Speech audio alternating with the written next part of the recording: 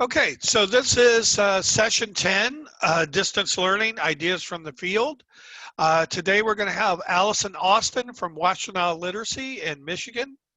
She's going to be talking to us a little bit about how they've implemented distance learning. And I think one of the more interesting things I think about the way Alison and her literacy program has approached this is that they've really wanted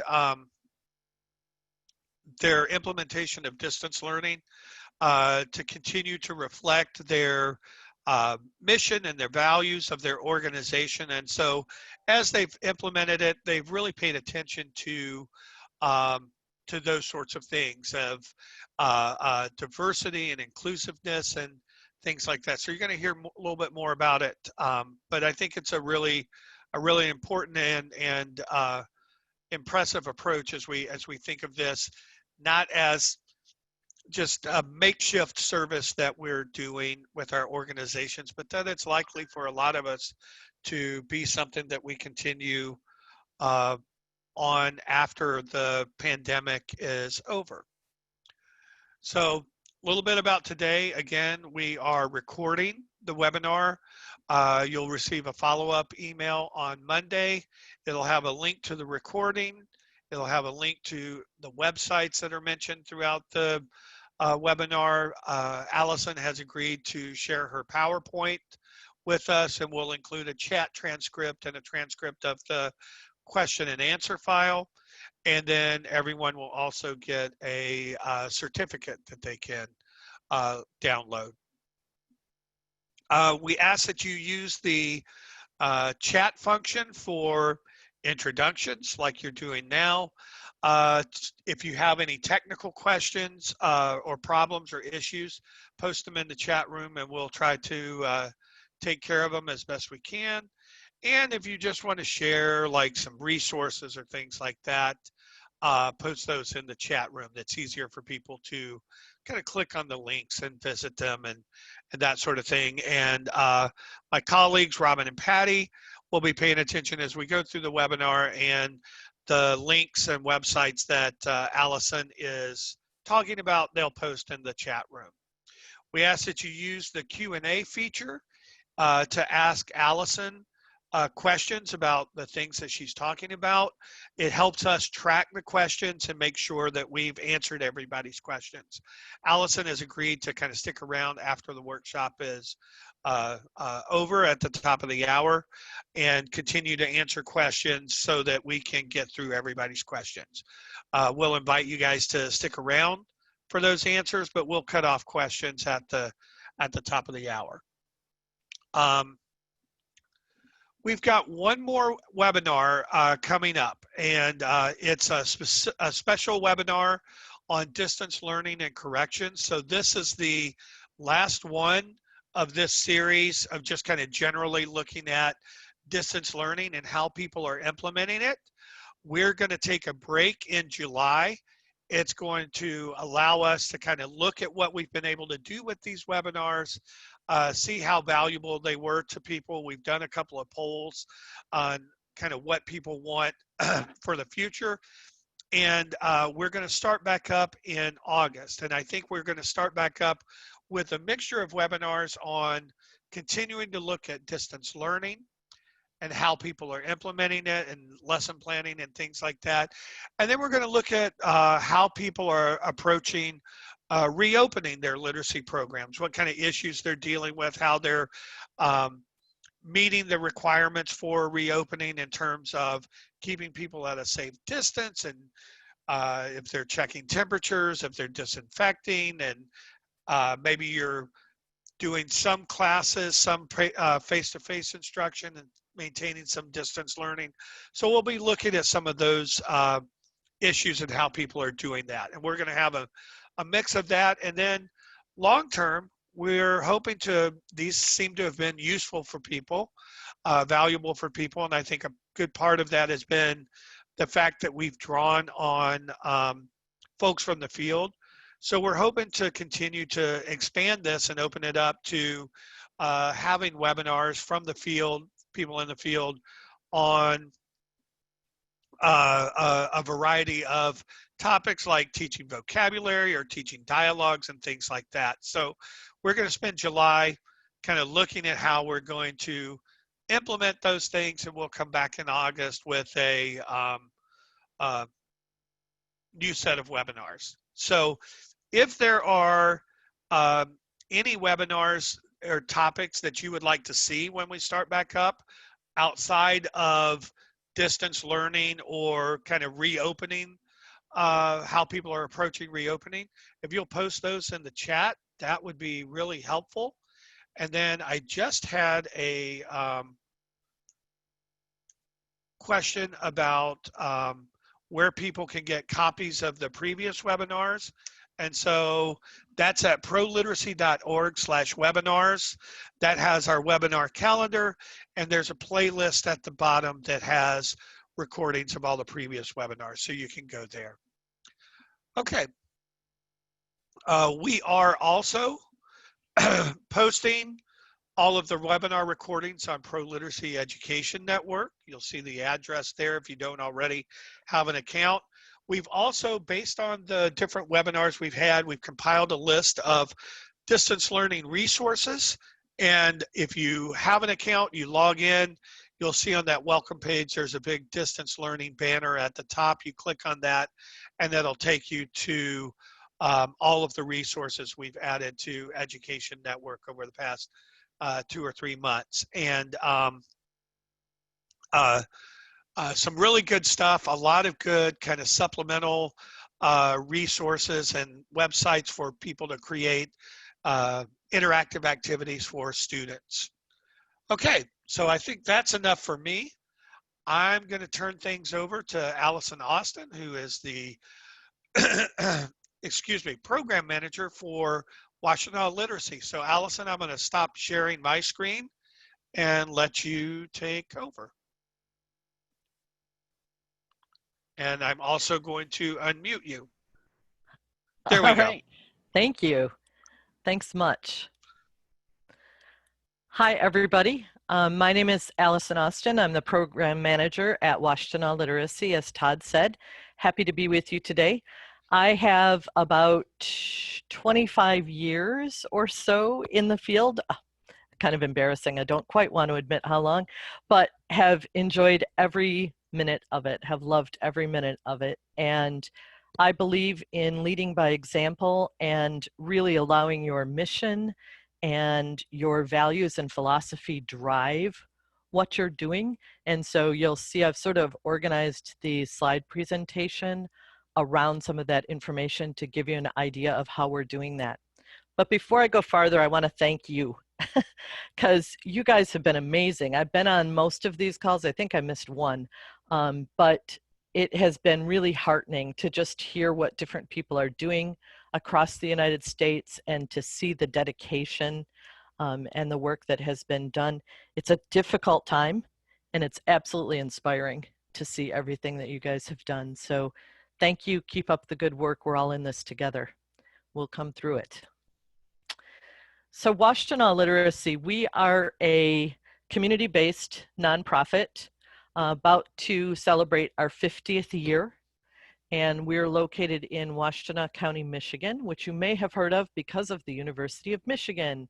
But that means that our county is really kind of crazy. It's rural in some areas. It's just farmland upon farmland, and other areas are that big university town feel. So a lot of diversity within the county and a lot of challenges that are created by that. So you can see here our mission, our vision, and our core values. The core values being passion, diversity, equity, inclusion, and integrity. And it is always our goal to hold ourselves responsible for and accountable for living out those values and that mission in everything we do, including as we've gone into this new world of virtual tutoring. So for Washtenaw Literacy by the numbers, kind of what we look like if you came to visit us or if you attended a staff meeting, we have 3.5 program staff and 2 vistas. So 5.5 in our program team And then our additional staff is another 3.5 folks that are in kind of the administrative end of things. We're serving about 2,000 learners a year. I think this year we'll probably hit 21. And we do that with the support of 500 volunteer tutors who are all community members that we bring in and train and supervise and help develop into fantastic, amazing tutors who work directly with the learners. We do directly abut Wayne County, which is where Detroit is located, and so also have some influences of that Wayne County area in the east end of our county particularly. 2/3 of our learners are ESL. About 1/3 are basic literacy or ABE. So that still breaks down to a lot of learners. If you take our 2,000 learners divided by our 5.5 staff, we're all trying to keep track of a lot of people. So I appreciate a lot of the capacity issues that many of you have talked about, even coming from smaller organizations. There are just capacity challenges in the work that we do, but it's important work, and so we stick it out. Our program is decentralized. So we don't have a place where everybody comes. We are meeting out in the community, in libraries, in churches, in schools, in mosques, in the community college. And we do that to really decrease the barriers for our learners, to make sure that they can get to us. Again, with a really rural end of the county, there's no public transportation. There's no way for folks necessarily to get around. So part of our intake with learners is asking them, where is convenient for you? What would work for you? And then we're trying to find tutors that match that. That drives some of our diversity, equity, and inclusion, right? As we look to recruit tutors that match the diversity even in location of our learners. And we do have one-on-one, we have small clusters, we have classes, we have both managed and unmanaged enrollment, so we have a lot of drop-in programs. We have a computer lab that we work out of. We do GED and pre-GED. We work in our county jail. Lots of different areas where we are coming in and serving. So our focus during COVID has really been sort of three-pronged: response, resilience, and recovery. And first, of course, it was response. How do we just respond to all that's going on and all that people are experiencing and feeling? And we looked to our core values to really drive our decisions about how to respond. So how do we respond with passion, sort of modeling that lifelong learning? And part of, honestly, what that meant is that staff needed to learn a lot of things. Our staff had never been on Zoom before this all started either. We now have several Slack accounts. We had never had Slack workspaces before. So really showing that we are living out that value. DEI and really embracing the differences, even the differences in ability or access. Access is a huge challenge in our county, especially for the lower income end of our county. And so sharing with tutors and learners that virtual tutoring doesn't just mean computers to us. It can be as simple as a phone call. And working with tutors and learners about how do you tutor over the phone? How do you make that work? And then making sure that we have integrity in all that we're doing, that our principals are showing that we are consistent internally in carrying out all that we wish to be. So as a few examples in passion, in this idea of sort of modeling lifelong learning, one of the things that we tried to do is put fun first. So we all know, right, when we're working with learners, one of the things that you can do to really engage them and get them excited about learning is to show them what is fun and exciting about learning, rather than make learning just a drudgery and something that they have to do to check a box. So for us, with our tutors who are mostly 65 years old, that's our average tutor is 65. So there were a lot of technology challenges on that end of imagining a virtual tutoring program. But we said, all right, so we know that modeling this lifelong learning and bringing together our passion for literacy and showing people the fun that it can be to learn is going to be really important to engaging those tutors. So we didn't start out talking about virtual tutoring. We started out from day one saying, hey guys, we're going to have a coffee chat over Zoom, or hey, we're going to have happy hour, or we're going to do a trivia contest over Zoom. I've got a bunch of people getting together to play Pictionary, come join us, and got them to want to do the virtual stuff, the tutoring, the connectedness, the computer work, because they wanted to engage socially and they wanted to have fun. And then they weren't so nervous about trying things either. It got them invested and engaged in the technology before they actually realized that they were learning it. And then we started to sort of suck them into, now, this is what you could do when you were tutoring, and try to use even some of those activities that we did with them for fun as a way to say, this is a game, Pictionary, for example, a game that you could use in your tutoring, just like we used it today, to practice vocabulary. And so we helped them make that connection about how these activities and these things that we're doing to get together and enjoy each other's company are the same kinds of things that they could do with educational benefits with learners who were struggling. So one of the platform items that we got connected with and have started using is Calendly. This is down at the third bullet point here. It's a weird name. They should have worked on that, but whatever.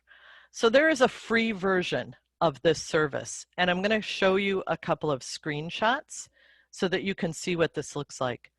The purpose of Calendly is to give you an easy way for people in your network, whether it's your partners, your learners, your volunteers, to make appointments with you without having to do a whole bunch of back and forth over email. Are you available Tuesday? Well, what about Wednesday? Well, this sort of takes care of that, and it really solves a lot of those challenges and a lot of the back and forth. So here is what it looks like when a tutor clicks on my Calendly link, and I have my Calendly link both in my email signature line and on our website. For anyone who wants to meet with me, click here. And I lied. So this is what they will see when they click. They're going to see a calendar with the dates that I'm available in blue, and then the times that I'm available in blue. They click on any of those times that match when they're available, and then it has a short form that they fill out. That information gets dropped directly into my calendar, into my virtual calendar. So I don't even have to check this. It automatically comes into my calendar for me, and it sends me an email notification that Carmela has made an appointment with me on Tuesday, June 23rd at 3:30 p.m. And so I've got all of that info right in my calendar.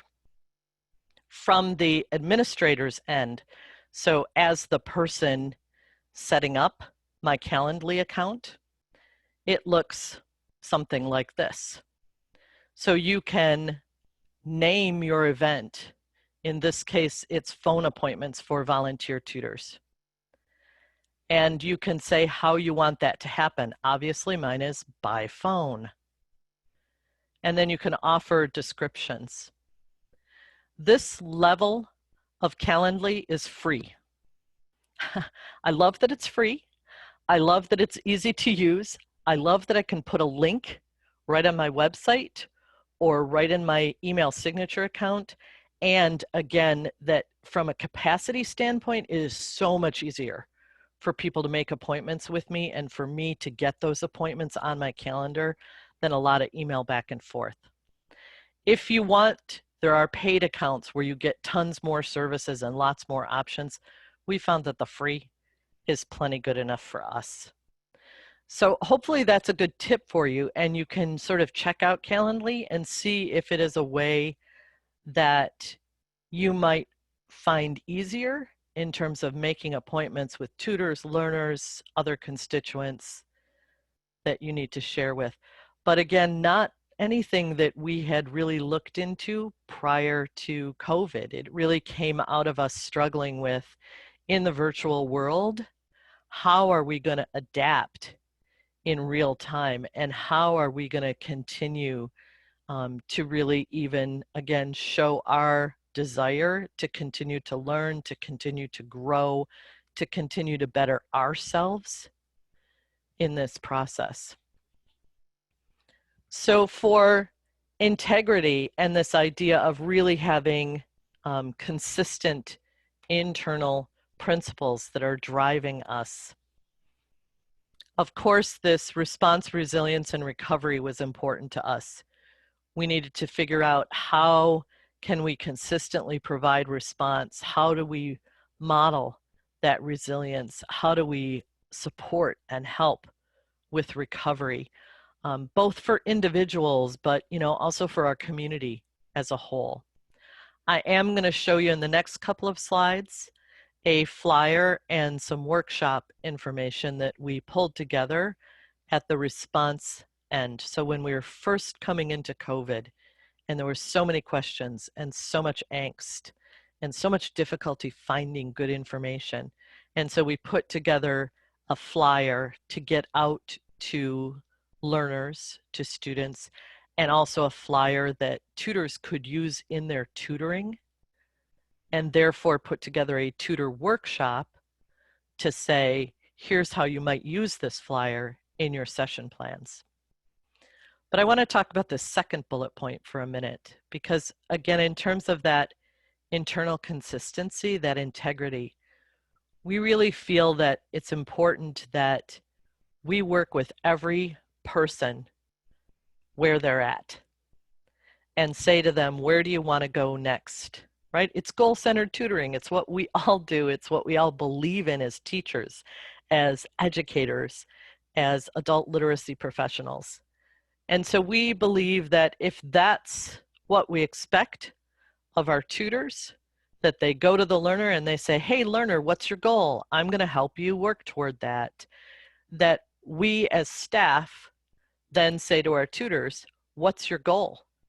What do you need to get there? How can we help you work toward that?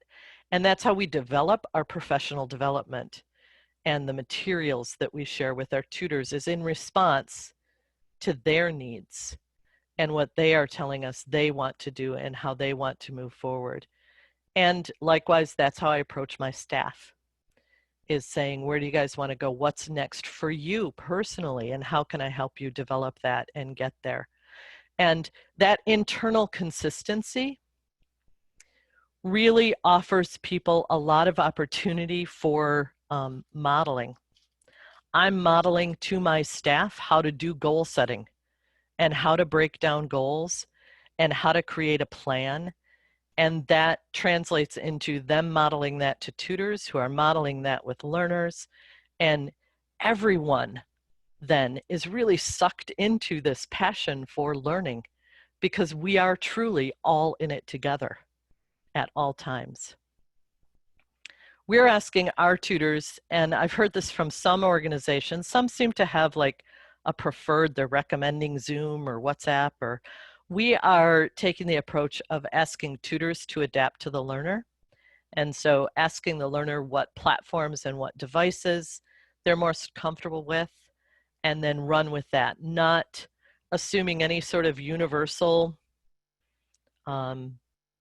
option or a universal decision, not assuming that people have access even to a smartphone. Unfortunately, a lot of our learners, particularly in our low-end communities, They have smartphones for like 2 days, and then whatever, they forget to pay the bill, something happens, they lose it, they break it. So even the smartphones do not feel particularly reliable from time to time. And we've sort of left it in our tutors' hands to say, work with that person. On the flip side, right, exactly what I was saying in the bullet point just above, if a tutor says to me, I don't want to do Zoom. I want to tutor, I want to help, but I'm not into that. I'm not using my computer for that. No problem. What about a phone? And then talking through with them what would be comfortable, what would be possible, and matching tutors and learners together based on their preferences and the skills and the comfort level that they have with different technology. For us, the outcomes during COVID are really about connecting with people and keeping people connected. That means our learners, our tutors, our mentors, our staff, making sure that nobody feels alone and left behind in this difficult time. We also are thoroughly excited if the outcome of virtual tutoring is stopping the regression of the learner's skills, because just like K-12 kids over summer kind of lose ground, we recognize that if our learners go very long without some sort of support and literacy skills development, that their skills start to regress. And we want to stop that from happening. And of course, a third potential outcome is that there is actually tangible marked progress during this time. But we're trying to be really clear with our tutors that if the only, quote unquote, only, if the only thing that they do is connect with their learners, then that is serving our mission. Because then we have one more person in our community who has access to resources, who has a better way to communicate and an opportunity to improve their skills if they wish to. So in that example, I promised you an example, right, of the materials that we had put together early on in sort of response to COVID. We created this flyer, wash, wipe, cover, don't infect another. That is a plain language flyer with lots of illustration about what the different safety protocols were that the CDC were recommending. On the back of this flyer, there are a bunch of vocabulary words to help them explore these ideas. We put this flyer out absolutely everywhere and anywhere that we could find. We sent it out to dollar stores. We put it on our website. We sent it to ProLiteracy. We put it out to all of our partners. We left copies at our unemployment agency. Any place we could go with this, we went with this and shared it as widely as possible. And then around this flyer, we built a workshop for our tutors.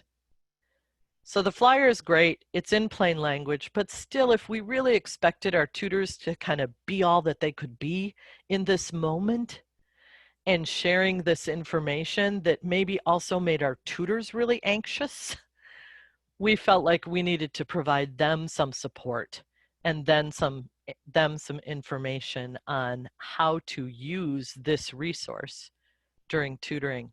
So here is a single screen out of that workshop. And you see this screen is specific to the wipe portion. We brought together some articles, some plain flyers, a couple of videos that we were recommending all around this wipe information and wipe category, so that our tutors, again, you have to think back to March, right, when everybody was literally in a panic, and we felt like our tutors might not feel like they personally had the capacity to go and dig through a bunch of materials. So honestly, we just did it for them. We don't normally do this much spoon feeding, but we were responding to a situation that was absolutely unparalleled. Throughout the workshop, we had these little call out boxes in the bottom right that were activity areas, or activity ideas rather, for this particular area of the flyer and what they might do. So this recommendation was about making lists and Venn diagrams about things, just to give a tutor a strategy idea or a graphic organizer idea that would connect back to the tutor training that they took with us initially when they came into the program, and get them connected to those best practices in teaching and tutoring. So this brings us to DEI. This is our third core value. And you can see how even the flyer and the workshop material that I just showed you, they kind of fit under the DEI category too, right? Because we didn't want to assume what our tutors would be capable of doing and ready and able to do given the circumstances. So we said, we're going to embrace the differences. Some of our tutors are going to be all about it. Some of our tutors are too scared. Some of our tutors are too overwhelmed. And so we're going to figure out where we can support them to really have them carry out our mission and move forward in working with their learners. And part of what we've seen in embracing these differences, I think the tutors and learners that have been the most fun are the ones where the tutor is still really kind of honestly freaked out by the technology, but that means that they're almost learning in parallel with the learner now. And that has been such a boost to the learner in saying, oh, I'm not just stupid. Like, look, my tutor still doesn't know how to do this on WhatsApp.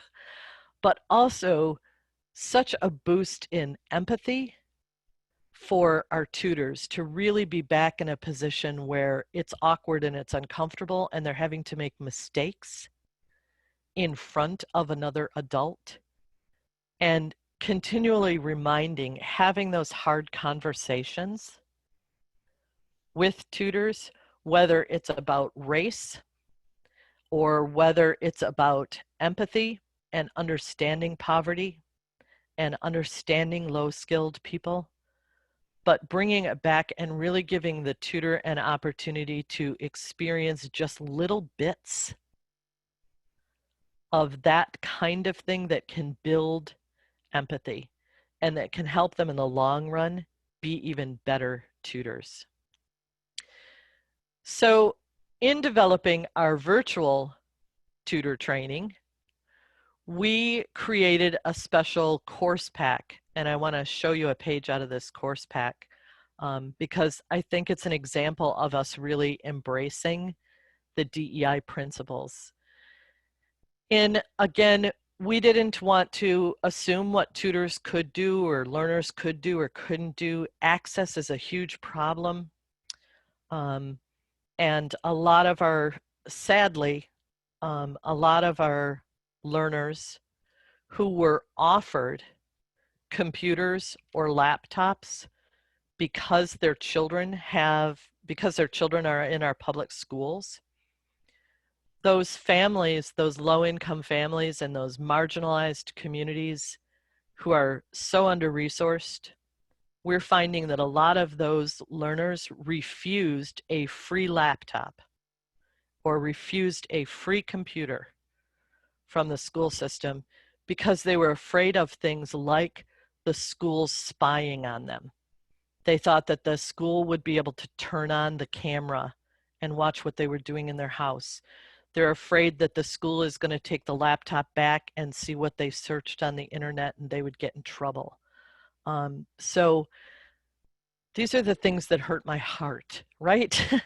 These are the things when you realize, okay, if we really want to help with literacy in our community and we really want to help these adults move forward, it's got to be more than just thinking about whether or not they can sound out words. There are lots of different levels where the virtual needs and the community needs are overlapping and really fighting with each other. So as we looked at our virtual tutor training, we spent almost a third of the training really talking about access and digital inclusion and what it means for low income and marginalized people to be given something free and why they might not trust that free is free, and how they can help the learner consider, because you can't make the decision for the learner. We're not going to tell the learner what they want to do or they have to do, but we are going to share information with them that hopefully can help them feel safer. But the other thing that we did in our virtual tutor training is we looked at the strategies from the Teaching Adults book that is published by New Readers Press.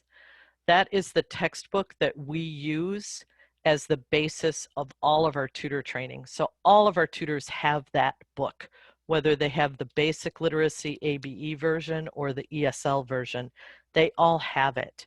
So we used information from that Teaching Adults resource to create a course pack. We wanted a course pack because of providing the training virtually.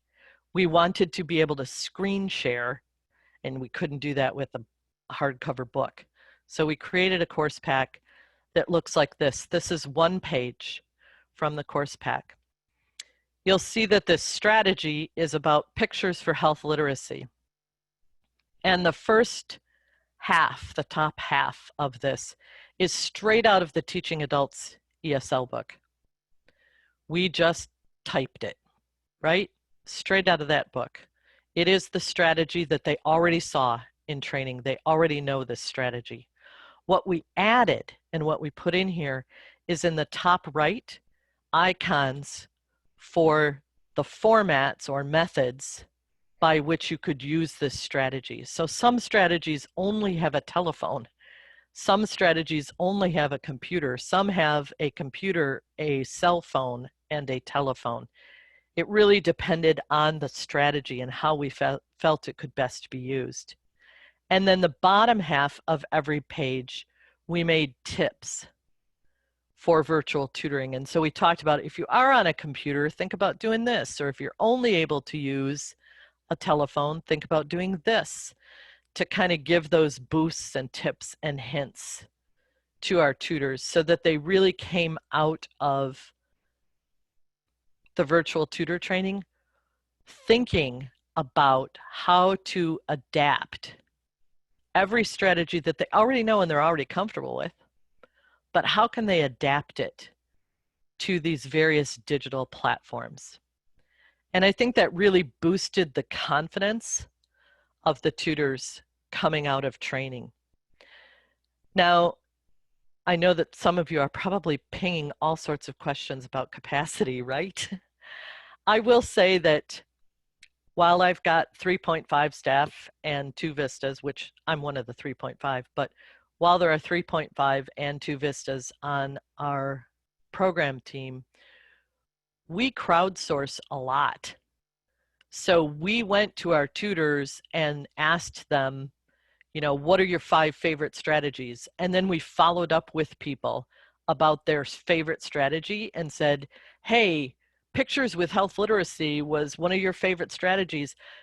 How would you use that if you had to tutor by phone? How would you use that? And we engaged them in those conversations. And again, it was another chance for us to touch our tutors. We asked them, will you help us develop these materials? Can you send us YouTube videos that you found for health literacy that we could include in our flyers and in our trainings? And we did a lot of crowdsourcing and got people engaged that way. So I am just about out of time. This last slide gives you our website address, my name, email address, and my direct phone. Of course, that will go to voicemail at this point since I'm not sitting in my real quote-unquote office. But please contact me anytime. I would be happy to hear from any and every one of you. Thrilled to talk literacy anytime.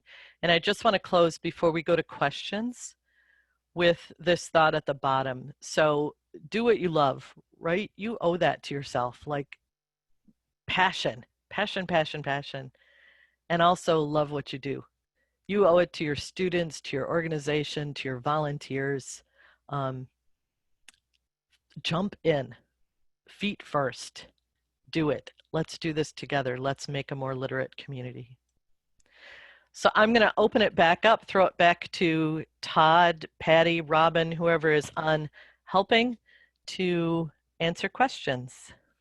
Great. Thank you, Allison. And a lot of good comments in the chat. A lot of, I was really kind of shocked to see the number of programs who said they had had similar experiences with students being afraid to take free computers or free tablets from programs because of fear of spying on them and things like that. So I had not heard that as an experience, but it's something for us at ProLiteracy to be aware of. We're really we're starting some initiatives to try and improve student access to technology, as we move forward. So good for us to know.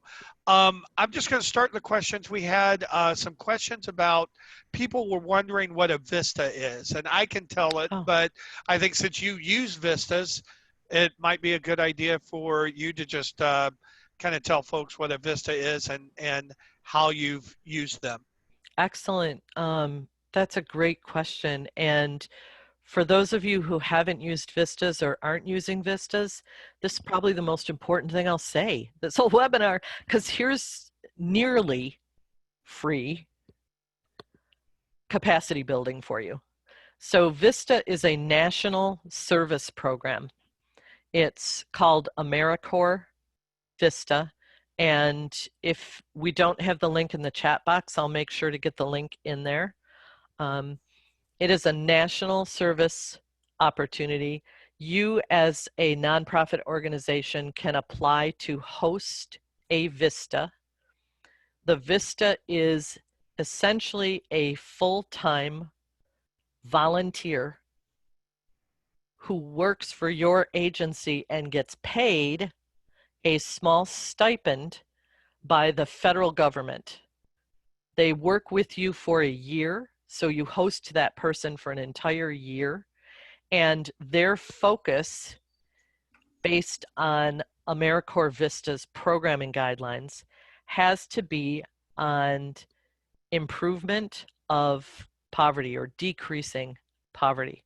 So whatever work you're doing that you can define as work that decreases poverty, that is great work for the Vista. And the goal of the Vista program is for the Vistas to be providing capacity. So whatever you think you're not able to do now because you don't have enough staff or you don't have enough hours in the day, that is a perfect job description for a Vista. And we personally use them in a variety of ways. We're fortunate to have two Vista positions that we host, and we use them to administer and support our computer labs. So they coordinate there, they coordinate volunteers, they coordinate placements. Right now we've got a Vista that is focused on creating podcasts for us because we want to use that DEI, right? Diversity, equity, inclusion. We want to use that as a new way to reach out to the community, not just potential tutors, but potential learners, and find new ways to really get information out there about Washtenaw literacy. So he's been doing some social media stuff, some stuff about public access television, podcasting, all kinds of different ideas. One of our other Vistas is doing community assessment research. And so she has been involved this year in going out into the community and providing literacy screenings, very short assessments that just give us a base level literacy score. And we want to know about everybody in our community. We aren't saying, oh, are you low literate? Would you take this test? We're saying everybody that shows up at the art fair, would you take this quick screening for us so we have a picture of our community? Obviously, the last couple of months, she hasn't done much of that work. So we have shifted her over to some of this virtual tutoring development stuff.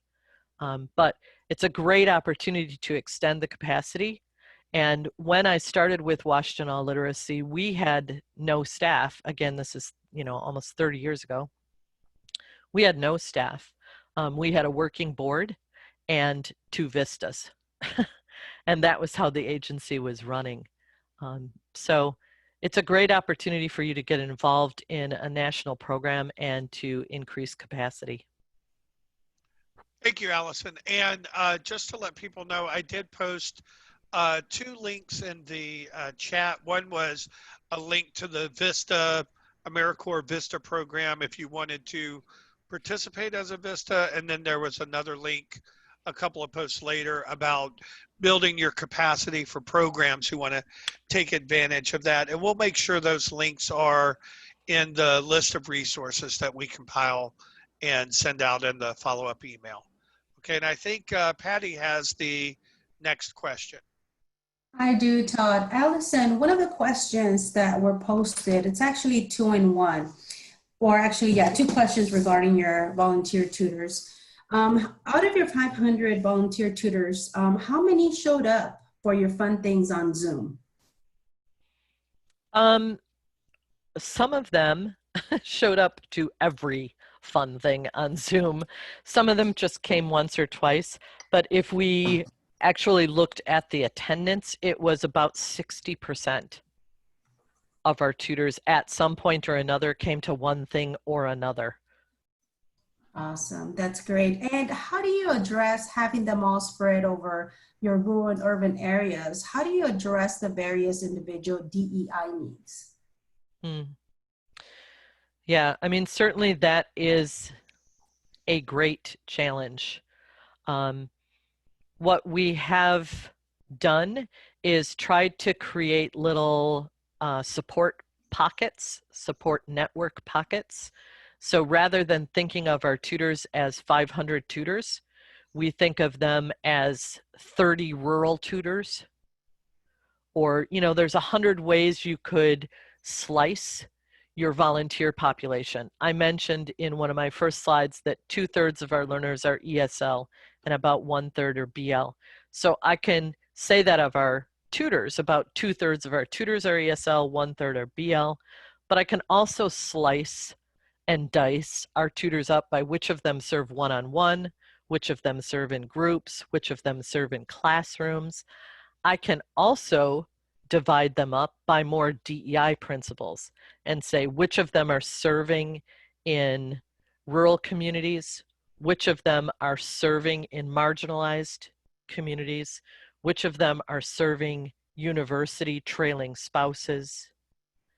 And so trying to decide, depending on the particular planning that we're doing, we try to decide and define which of those groups of tutors we're really targeting with a particular effort.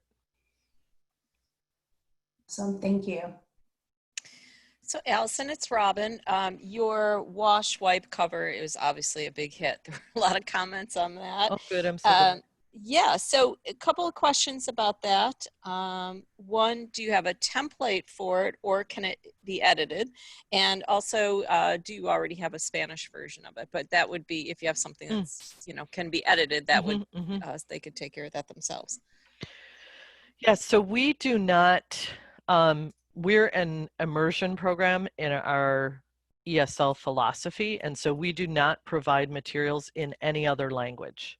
We only provide materials in English, so I do not have a Spanish version or any other language. I can see if I can get an editable, a copy that can be edited, and we'll get back to you. I don't know if that's available or not, since it is branded material that we put together. The basic flyer is on the homepage of our website. So if anybody goes to our website, they can click on it. And of course, they could steal grabs off of it to edit and use, or if they have Adobe Suite, they could pull down and use Adobe to edit. That's great, thank you. And if you are able to share anything with us, then I imagine we can get it published or get it put up on EdNet so folks can find it there. Absolutely. Thanks. Sorry, I just have to check on that. No problem. The next question we have is a question about your tutoring over the phone. And it's just kind of a general question. So basically, what does that look like? How does tutoring conducted over the phone? How do you train volunteers to do that? And what kind of learning materials are you using for the learners? What kind of instructional materials are you using for the learners? Do they have materials there with them and the tutor is talking over the phone with them? Like just the basic mechanics kind of broadly of how that works, what that looks like. So in tutor preparation, what we've tried to do is part of our virtual tutor training asks the tutors to meet in small groups on whatever device or platform they plan to use with a trainer, which is one of our staff members, and then to actually do some like role play together. So that is part of the training process for us. What that tutoring actually looks like, of course, I know this is like those answers that are not very satisfying, but it depends, because it depends on the learner's goals. If it's in that 2/3 of our program that's ESL, those learners often have goals around speaking and listening, so it's very easy to do practice and improve skills even just by phone. But if you're working with a more ABE or reading and writing challenged learner, then that phone, you might have to be a little more creative about how that works. And some of our tutors are snail mailing materials to the learner so that they can both be looking at the same material while they're on the phone together. Some are using materials that they know they're going to have in common. So this week, I got a mailing in my box that was from our community college of all of the offerings that they're having in the fall. Well, I know every person in Washtenaw County got that mailing this week. So I can say, hey, do you have that thing? And we might be able to go over that together. Or one of my tutors has a basket that she has set aside, and she literally throws all of her mail in that basket all week. And then she asks the learner as part of his homework to pick something he got in the mail this week. And that's what they're going to use. And then she has to dig through her whole box to try to find the thing he's talking about. But at least they're both looking at whatever the mailing from President Trump together. Great, great. I hadn't thought about the kind of using the bulk mailings as reading material. That's a great idea. Yep, Kroger ad, whatever it is. Yeah. Patty, I think you're up next. Yes, there were several questions about the Calendly, the calendar, and how to synchronize it. If we were able to send out a link that it does synchronize their calendar, or they're able to synchronize it with their Google Calendar. Yes. But there's a question, will you be able, because we haven't used it, but are you able to have a readout like for your daily appointments? Yes, yes. It will send you an email. It will drop it into your Google Calendar. You can also go to the Calendly site to actually see a printout of everybody who has made an appointment with you. And so you could print out every day whatever your list of appointments were if you wished. Great. And will it make multiple appointments for the same time if you want to organize a small group class? You can set it to allow that, but the general setting is no. In fact, one of the things that I like about it is if I have, once you sync whatever is your electronic calendar, Google or Microsoft, whatever you use, once you sync it up, then if you put an appointment in your calendar, Calendly recognizes that while you used to be available at that time, you are now not available at that time, and it actually removes those hours from the open hours when somebody's trying to make an appointment with you. So even though I have said I'm available Tuesdays and Thursdays from noon to 5, if next week I make an appointment with Todd on Thursday at 2 o'clock, Calendly automatically removes Thursday at 2 o'clock from my Calendly because it's checking my synced calendar. Great, thank you. Stops you from double booking, which is amazing. That's great, thank you. Allison, we have a request and I have a question for you. The request, someone would like you, has asked if you would put your contact information, your email address back up. So that's visible, perfect. And question, how are you assessing students during this time?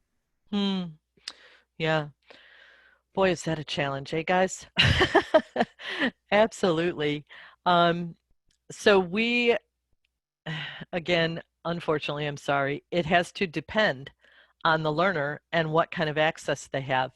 If they have access to a computer and we're able to get them on a Zoom call, then we can do a fairly traditional assessment because we can screen share a piece of writing and we can ask them to read that and we can do some traditional sorts of assessments.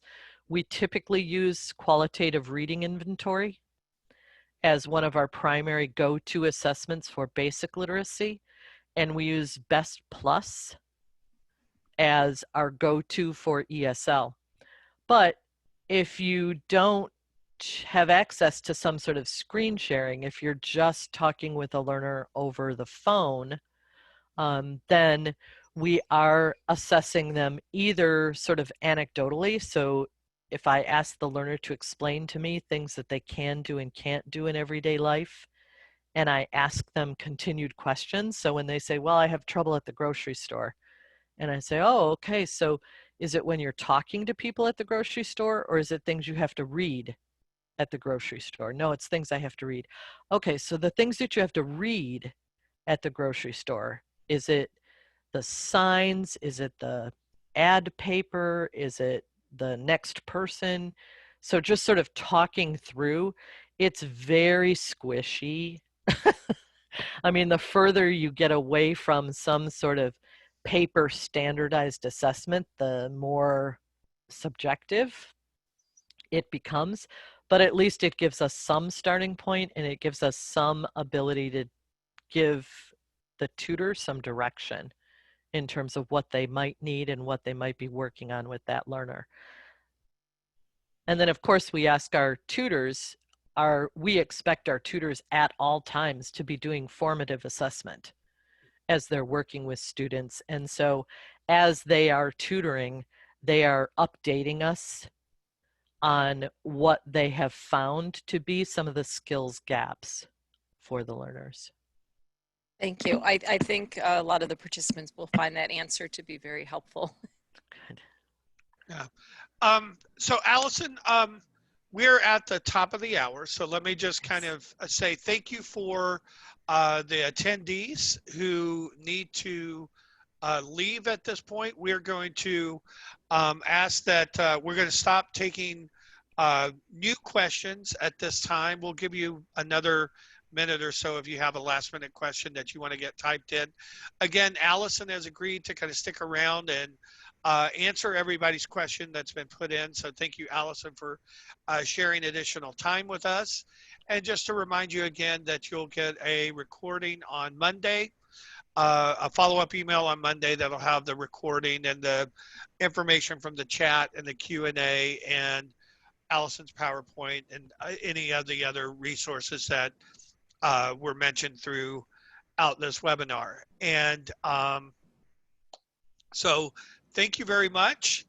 And Allison, my next question to you is actually one of our participants, I guess, visited your website and made the comment that you, on your homepage, you have a banner that specifically says virtual tutoring. You have a lot of buttons that make references to folks looking for COVID help and things like that. And just a question about kind of how much of your website is new since this pandemic stuff broke out. Like how much have you kind of retooled the online look of your organization to kind of meet the needs of your community and to kind of reflect what you're doing now? Our homepage is 100% different. There is not a stitch of that homepage that looked like that on March 11th. And it took us probably a week to turn around that homepage because we were, you know, trying to be perfect. Not that it is, like I would love comments if people have comments because you always want to do the best that you can do, right? But it did take us about a week to kind of rethink and reimagine all of that, but it is 100% different than it was prior to COVID. Okay, that's excellent. That's excellent. Thank you. Patty? Yes, Allison, this question is regarding the Coursepack that you mentioned. Many of them wanted to know if it will be available or if they can at least see what's in the Coursepack and how they can obtain a copy of it. Because I believe there's a link to this page on the slides, but is there more? Yes. I'm not sure how many pages this Coursepack is, but yes, I can share that with you as a PDF. That sounds great. I think we can share that, Todd, with the. Correct. Yeah. If she shares that PDF, we'll include that in the list of resources we send out on Monday. Yes. Thank you so much. So Allison, questions about how you are funding the technology you're able to give away. So whether it's laptops or iPads, that type of thing. So where's the money coming from? How are you doing that? How are you getting that money? And who qualifies in your program? Who qualifies for the devices and how? Great question. I apologize for being unclear. We are not providing any. I so wish we could. I would love to do that. We are not. Our intermediate school district said that once school closed and shut down, that they would provide, the school system would provide to every household who had a K-12 child a device if that household did not have one.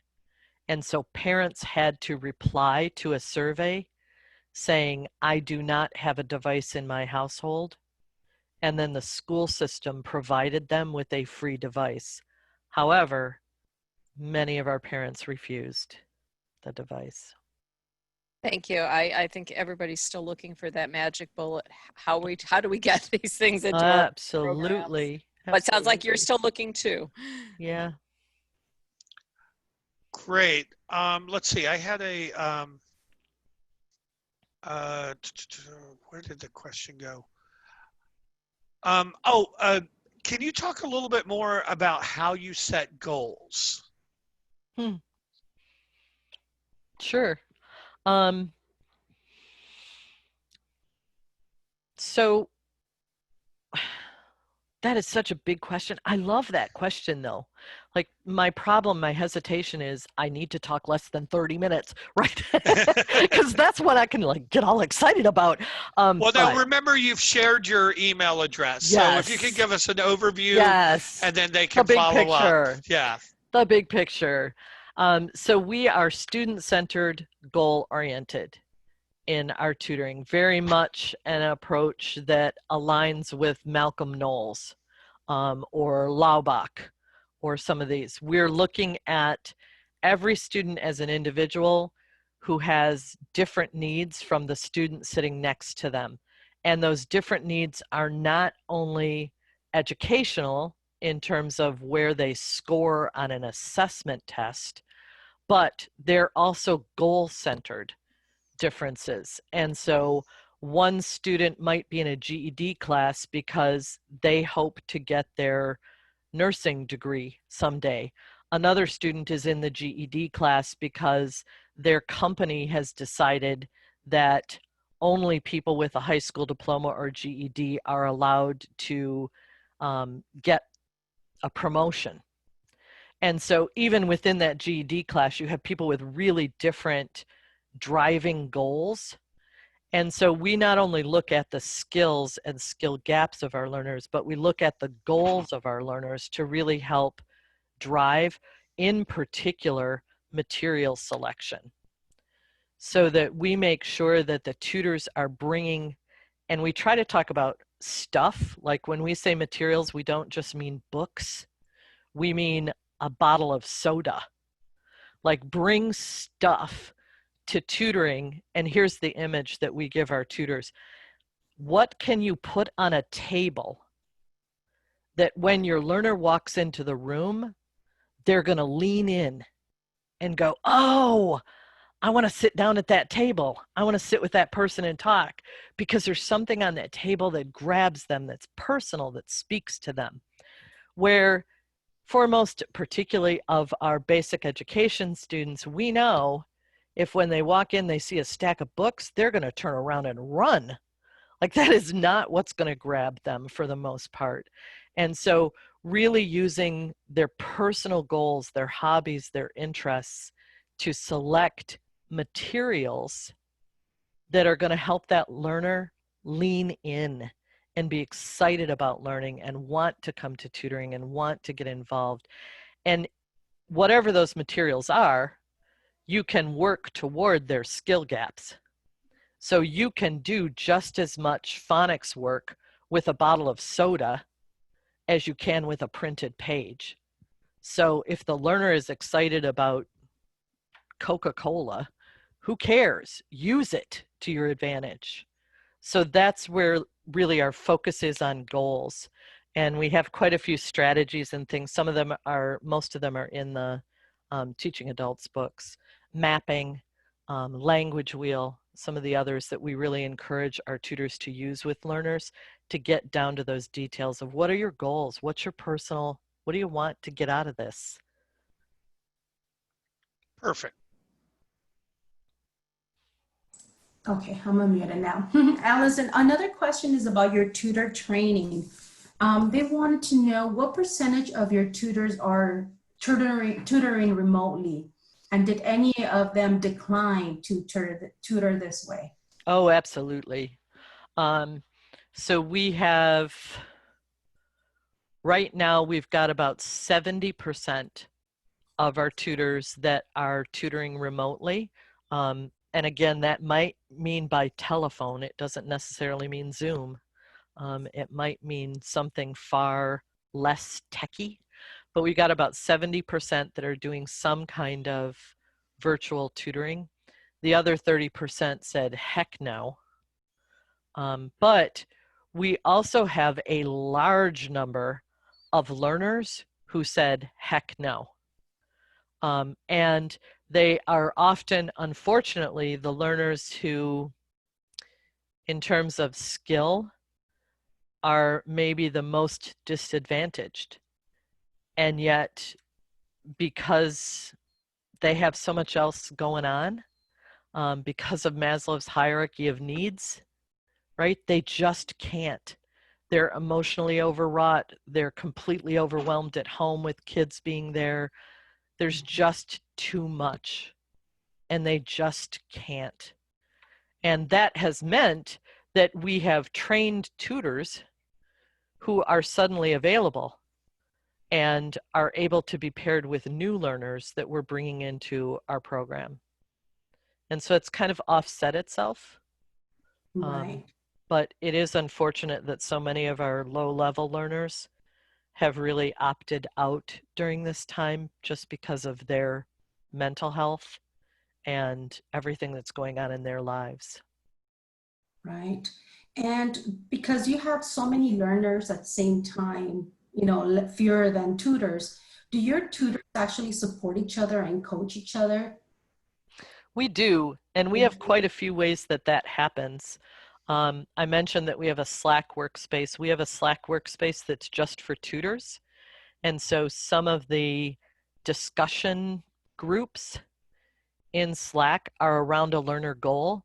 So all of the tutors that are working with learners who want to get their nursing degree are in like one little conversation group that they can share ideas and talk about what's working and what they're doing and get ideas.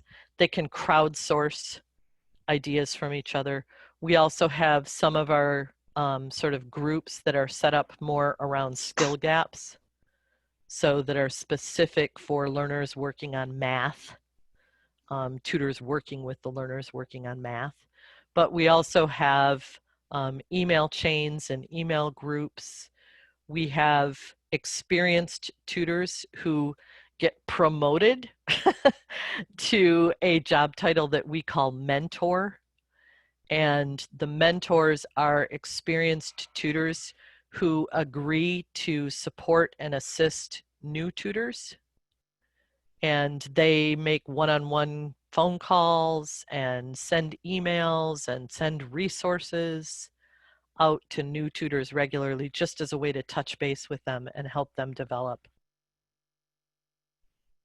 Yes, awesome. And just to finish up my question about tutors, Eleni, I believe is her name, I pronounce it.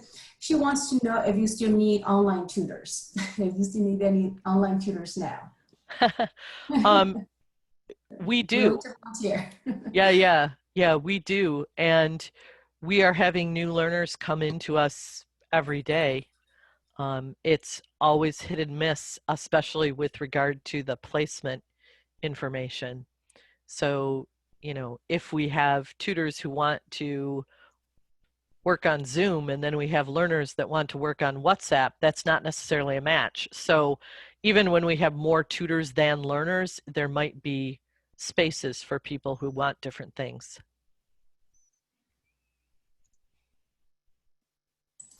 Alison, Mary Beth would like to know which online Pictionary or picture dictionary you are using. So that's another one of those things that we've been crowdsourcing to develop, is a picture dictionary that is Washtenaw County. So we have asked, for instance, all of our tutors to, like, of course, get permission, but the next time you go grocery shopping, take a dozen pictures of your Kroger so that we can put up a picture dictionary that is of the Kroger on Green Road. And then they're not just looking at a generic picture dictionary, they're looking at like a real picture dictionary. So we don't have one that we're recommending online. We're just using image searches and things, but we are in the process of developing a local picture dictionary that I think is going to be super powerful for our tutors and learners. That's a great idea, to have something that's locally contextualized, Yeah. and something that all programs really could do. So right, that's and a great again, idea. one of those things that how do you DEI, right? How do you keep all these different tutors invested? We've got all these tutors who have been so committed to us and are so passionate, and yet just don't feel comfortable doing virtual tutoring. So how can we engage them and keep them excited about our mission during this time? And so saying, hey, would you take an assignment, and could you take these pictures? Could you go out with your smartphone, and take pictures of the local park, of the police station, of whatever. And they got to like sign up for places that they would be willing to go and take pictures to help us build that picture dictionary. That way it's not all on staff. It's about using your people. Thank you. And Alison, I just kind of a follow-up to the Pictionary So if you're creating these kind of local picture dictionaries, what platform are you using to kind of then share those with students? Are you putting them online? Are you putting them like in PowerPoint slideshows? Like how are you compiling these pictures into a picture dictionary? So we're eventually hoping to put them online, to put them on our website. And it would be like a searchable database of pictures. And then the tutor could select which ones to pull down as like a slide deck that they would use with a particular learner for whatever their lesson was that week. Right now, we're sharing them on the Slack workspace because we're still in the process of collecting them all. So we're not even sure how to catalog them yet. Okay, and so if somebody wanted to see an example of these, they should just kind of check regularly your website because Absolutely. that's the end result of where they want to be. Okay, Yeah. perfect. And then another question, you talked about kind of how you are initially assessing students that kind of relying on a lot on the uh, instructor to do formative assessments. Do you have any process for like reassessing a student after a certain period of time to measure like reading gains or language gains, or are you kind of purely focused on that goal accomplishment? Like how are you measuring progress that you can report back and show your funders or show your students how much they've grown? So a combination of those things. If the student has goals and is planning to do something where standardized testing is important, or if they're in one of our programs that are funded by someone who is interested in that sort of data, then we are continuing to progress test, and we always hope to post test, although sometimes that's hard to get, but we do progress test. We use the same test for progress that we used for intake. So we're using QRI or BEST as a progress measure. If the student is in one of our unfunded programs, you know, the programs that essentially you're like selling cookies to help fund, then we are basing it much more on the goals and even the learners' feedback about what they're able to do now that they couldn't do 2 months ago or 3 months ago or 4 months ago. And also, again, asking that tutor to really be paying attention in the formative assessment to what can they keep to demonstrate skills progress. In our tutor training, we emphasize writing learning objectives that focus on demonstration of skill, not as much on demonstration of knowledge. So a skill that says, you know, now they can write all of their children's names from memory, rather than writing an objective that says they know their children's names. Right. Okay, good. We've got a few more questions and then I think we'll be done. So just quickly, one is how do you get connected to students with limited language abilities? Are your volunteers bilingual, or how have you dealt with that? How did you deal with that initial making that connection with your students that have limited language abilities? So the majority of our learners, whether they're ESL or ABE basic literacy, come to us through referral of another provider. And so for a low skilled ESL learner, they might have shown up at one of the bilingual churches in the area. And through the pastor's knowledge of the community, the pastor says, you know, if you really want to improve your English, here's where you go, and sends them to us. We maintain a Google spreadsheet of tutors who have second languages or third languages or fourth languages, so that if we do need to call on somebody for translation for an initial assessment, we can do that. But again, in the actual tutoring, we're doing immersion. So tutoring a beginner looks like a lot of hand gestures and picture dictionaries and drawing little pictures to manage the communication. And part of the tutoring is about helping the learner with the coping skills needed to manage when the person they're talking to or needing to get information from doesn't speak their first language. Okay, excellent.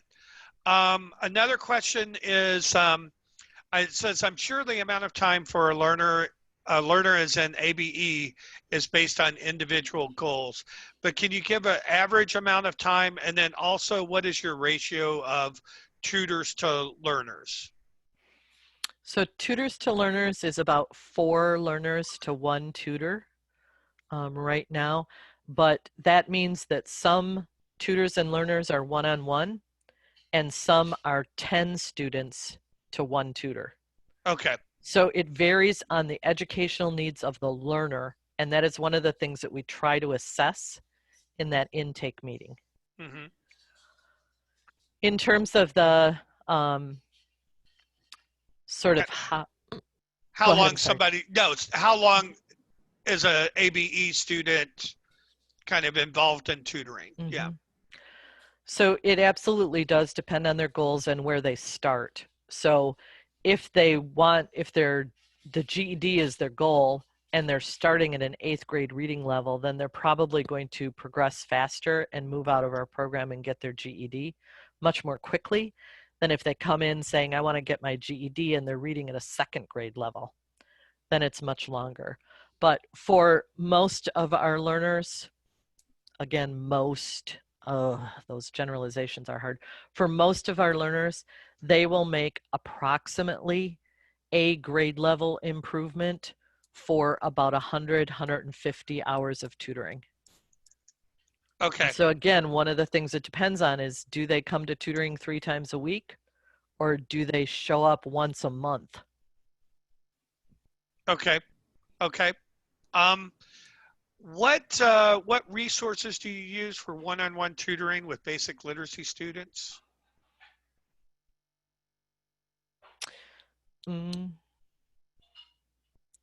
Sorry, I need an interpretation on the question. Resources? Yeah, just like what I think what instructional materials? Yeah, what instructional Mm-hmm. materials are you using?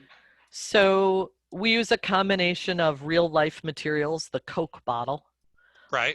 Example from earlier, or mail that comes through the mail. We also use a lot of the professional materials developed by New Readers Press.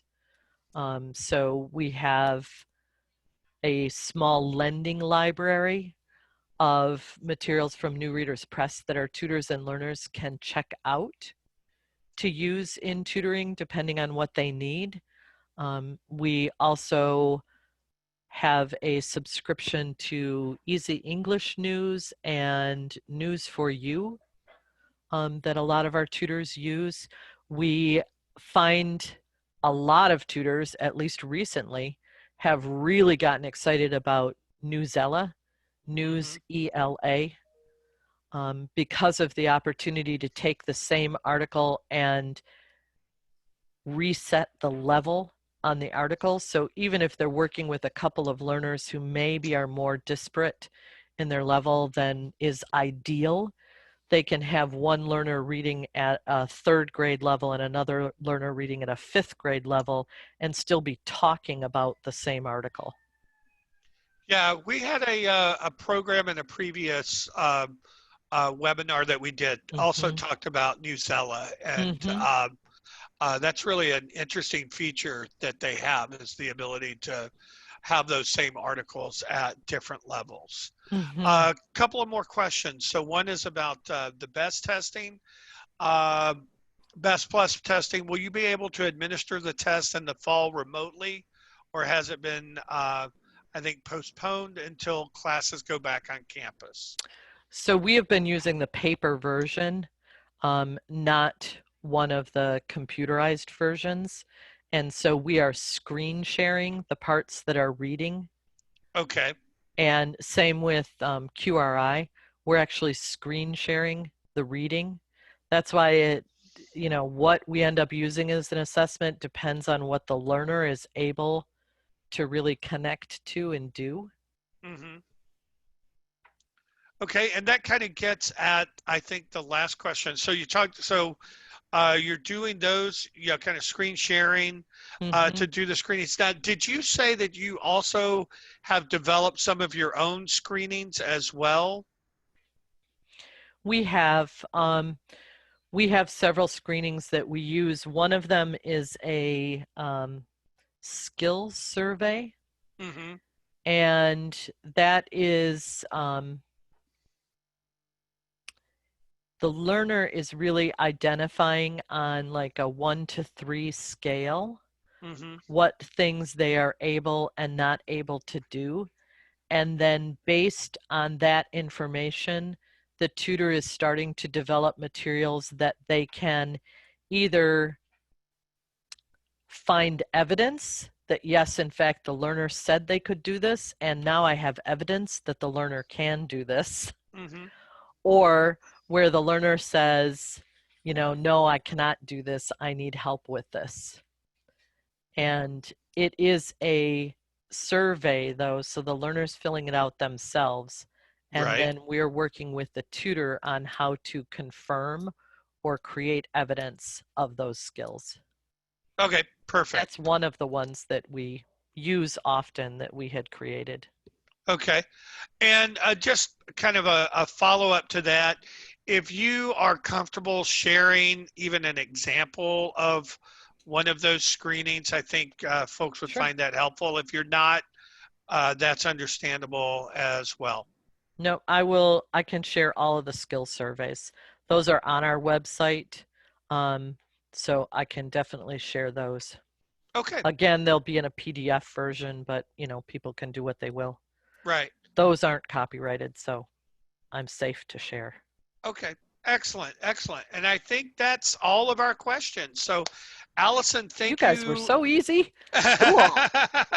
Well, you generated people great things to say in the chat. People really appreciated hearing from you and the approach that you have taken with really meeting the students and the tutors' needs, meeting them where they are. So thank you so much for sharing your time today, and have a great weekend. My pleasure. Thanks, everybody. Bye-bye.